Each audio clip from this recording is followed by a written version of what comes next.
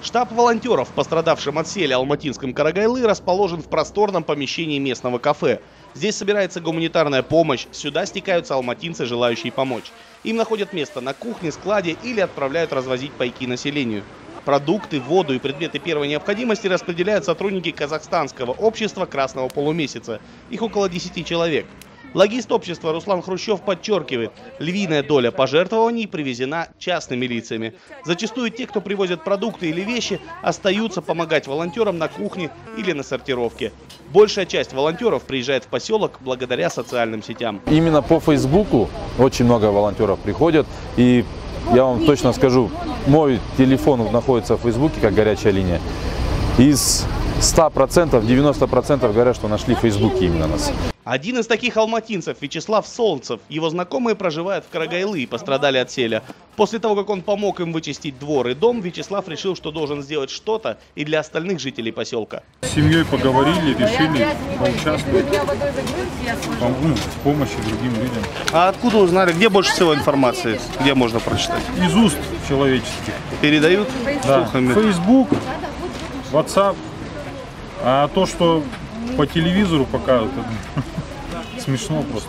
В наиболее пострадавшей части поселка на улицах возле речки работы кипят до сих пор.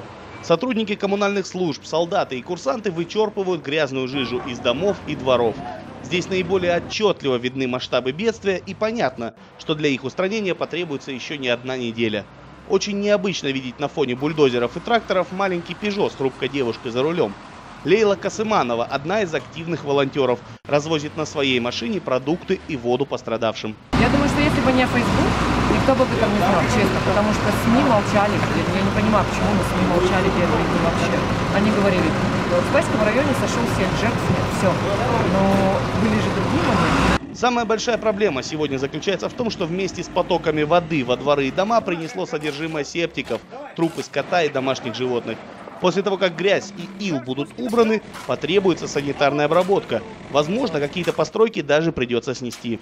На этом фоне официальная компенсация от государства в 200 тысяч тенге, это чуть более $1000, выглядит несущественно. Сейчас все в том же Фейсбуке производится сбор средств для жителей Карагайлы. Но, скорее всего, эти деньги будут потрачены на продукты и наем рабочей силы, когда активность алматинских волонтеров пойдет на спад.